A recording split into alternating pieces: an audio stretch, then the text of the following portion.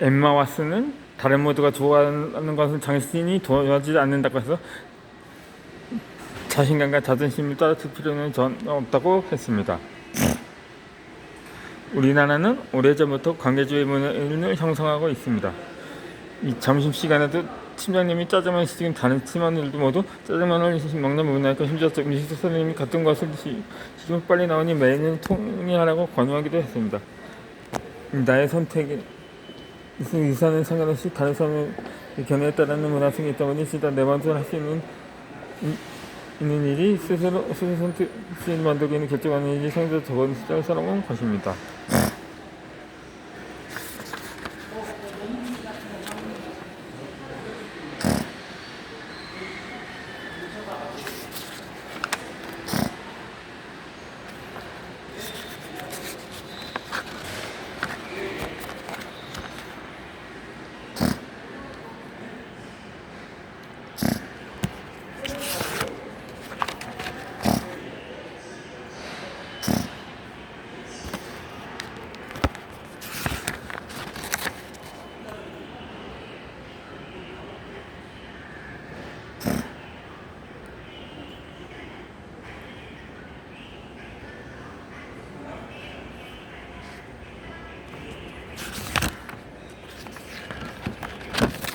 북구역이 어디죠? 북구역 어딘지 아십니까? 북구역.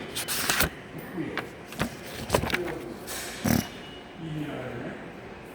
하고 어디로 나가요? 아저씨, 들어가는 북구역이잖아요. 계단 올라가서 북구역이잖아요. 그 계단 올라가서 북구역이잖아요. 여기 나가요? 네, 북구역이죠.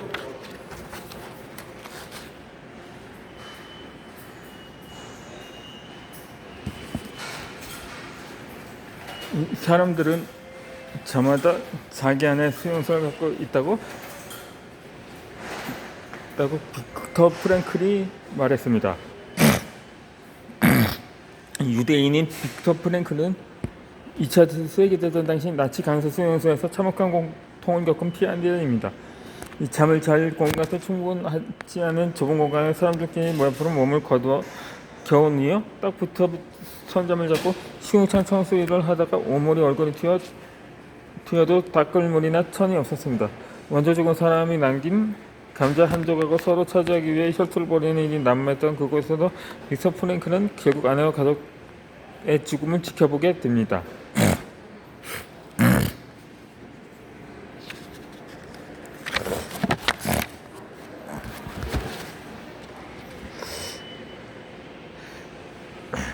이 셀 수 없이 많은 사람들이 수용소 안에서 죽어났고 살아있어서 삶의 의미를 잃은 채 하루하루를 겨우 연명했습니다.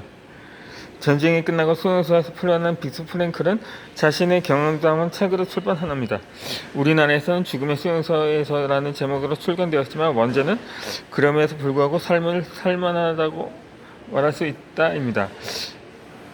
극한의 상황 속에서 과연 무엇이 그를 살게 했을까요? 빅터 프랭클은 아무리 고통이 크더라도 삶의 의미를 찾아낸다면 이겨낼 수 있다고 말합니다. 그가 창시한 심리치료의 이름도 임의치료이니 그럴만합니다. 우리가 삶을 무의미함을 가장 크게 느낄 때는 나가야 할 목표와 희망을 잃어버렸을 때입니다. 목표가 없으니 우왕좌왕 방황을 하게 되고 곧 희망도 잃게 되는 것입니다. 목표와 이상을 잃어버린 이유는 실패를 경험해서가 아니라 자기 자신을 실패자로 규정하기 때문입니다. 목표를 조금 높게 잡았다가 실패하게 되면 실패감에 빠지는 것은 아주 자연스러운 현상입니다. 실패하기 때문에 화도 나도 우울해지는 건 괜찮습니다. 누구라도 중요한 목표에 실패하면서 그러한 감정을 느끼기 때문입니다.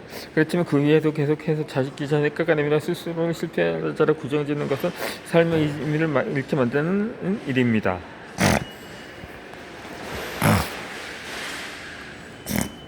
이 빅터 프랭클은 그런 의미에서 사람들은 저마다 자기 안에 수용성을 갖고 있다고 말합니다.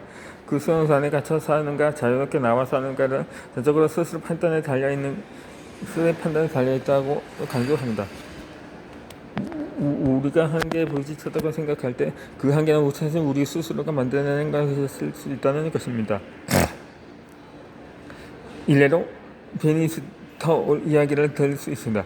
그리스 아테네에서 제1회 올림픽이 열렸을 때 당시 유럽계나 과학계에서는 인간이 1마일인 1.6km를 4분 안에 들어올 수 있느냐에 대해 격렬한 논쟁을 벌였습니다. 학계에서는 스밀장과 허퍼가 파열되고 근육과 인재, 힘줄이 끊어지는 사태가 벌어질 것이라며 절대 불가능하다고 단언했습니다. 1마일 주파 세계 기록은 1864년 4분 50초에서 1949년 4분 1초까지 줄어들었지만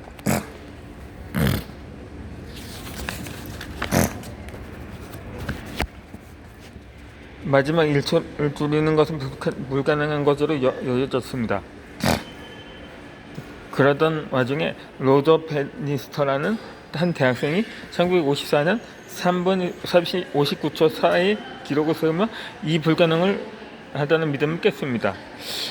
그러자 1년 후에 37명이 4분의 기록을 깼고 2년 후에는 300명의 선수가 4분의 기록을 깨버립니다. 현재 1마일 주파 최고 기록은 3분 43초입니다.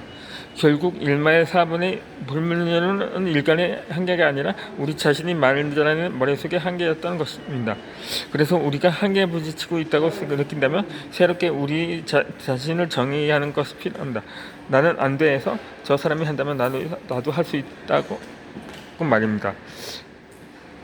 누군가 할 수 있다면 나 또한 할 수 있습니다.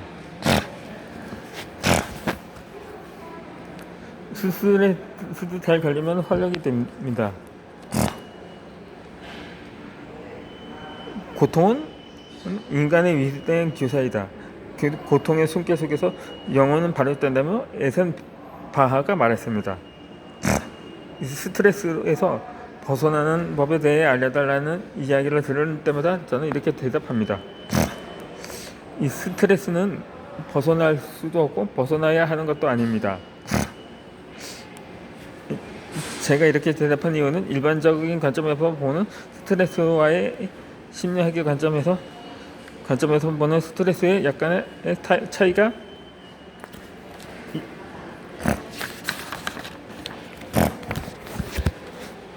있기 때문입니다. 일반적으로는 스트레스를 범용의 근원이라 일상의 해악으로 여기지만 심리학에서는 스트레스를 단지 자극이나 긴장으로 정의합니다. 즉 스트레스는 자체는 죄가 없다는 것입니다. 그렇다면 과연 무엇이 문제일까요? 이 스트레스를 원인으로 하는 여러 가지 문제를 다루기 위해서 스트레스에 대한 관점 변화가 우선시 되어야 합니다. 우리가 평소에 스트레스에 부묘하는 부정적인 이미지를 구분하는 것이 첫 번째입니다. 이 심리학에서는 스트레스를 크게 두 가지로 나눕니다. 고통을 주고 우울을 부활한 좌절감 같은 신체적 정신적인 문제를 일으키는 디스트레스와 적당한 긴장을 통해서 생활의 활력을 불어넣고 창의력과 생산력을 높여주는 유스트레스입니다. 우리가 평상시에 말하는 스트레스는 디스트레스를 가리킵니다. 이 디스트레스는 벗어나야 하는 것이 아니라 관여해야 하는 대상입니다. 이 스트레스는 몸무게와 같습니다. 저체중 상태에서는 스트레스가 너무 없는 상태에서는 오히려 활력이 떨어지고 무기력해지며 삶의 동기도 저하해집니다. 반대로 과체중 상태처럼 스트레스가 너무 많으면 항상 긴장 상태로 불안감을 느끼며 불면증과 같은 증상을 보이기도 합니다. 따라서 스트레스는 적정 체중처럼 어느 정도 삶의 활력을 불어넣으며 생산적으로 날로 움직이는 동력이 될 수 있도록 관리해야 하는 대상인 것입니다. 결론적으로 스트레스에서 벗어난다는 말은 사실 스트레스를 적정 수준으로 관리한다는 말이 됩니다. 우리는 스트레스를 인정하고 삶의 정반대로 받아들여야 합니다. 이 새로운 관점으로 스트레스를 바라볼 때 올바른 스트레스를 관리를 시작할 수 있습니다. 20세기 정통적인 심리치료 현장에서는 고통을 다루고 이겨내는 것을 목표로 했습니다. 그렇지만 21세기 심리치료 트렌드를 주도하고 있는 수용 전원치료에서는 심리적 고통을 정상적인 바람 현장성을 정의하는 동시에 고통이 일어나는 과정을 바라보고 수용하는 것을 목표로 합니다. 우리가 고통을 이겨내는 것보다 수용하는 것이 건강한 삶을 영위하는 데 있습니다.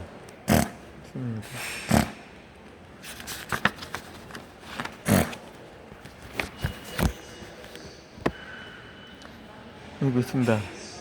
더욱 도움이 된다는 것을 발견했기 때문입니다. 이 스트레스는 대가 없습니다. 우리에게 스트레스를 바라보는 평행된 관점이 있는 것뿐입니다. 보다 보면 꼭 유연한 관점으로 스트레스를 적당히 관리하게 되면 스트레스는 삶의 활력과 에너지를 불어주는 고마운 뒤짐돌이 되어줄 것입니다. 완벽한 나에서 솔직한 나로 변화됩니다. 이 완벽한 사람이 아닌 솔직한 사람이 되라고 앤드류 베스투스가 말했습니다. 저는 대학교 시절 완벽주의가 심했습니다. 완벽주의를 철저히 지키며 살았기 때문에 주변에는 모범생이라든가 완벽하다는 등의 소리를 종종 들었습니다. 처음에는 그것이 추진력을 발휘할 수 있는 큰 동기가 되었습니다. 공부도 열심히 하게 되고 취미 활동에 더 적극적이었고 조금이라도 부족한 점이 있으면 바로 보완하려고 노력했습니다. 모두 완벽한 나 자신이 되기 위한 열정과 노력이라고 무척 의심치 않았습니다. 그런데 어느 순간부터 이 완벽함이라는 기준이 저를 옥죄기 시작했습니다.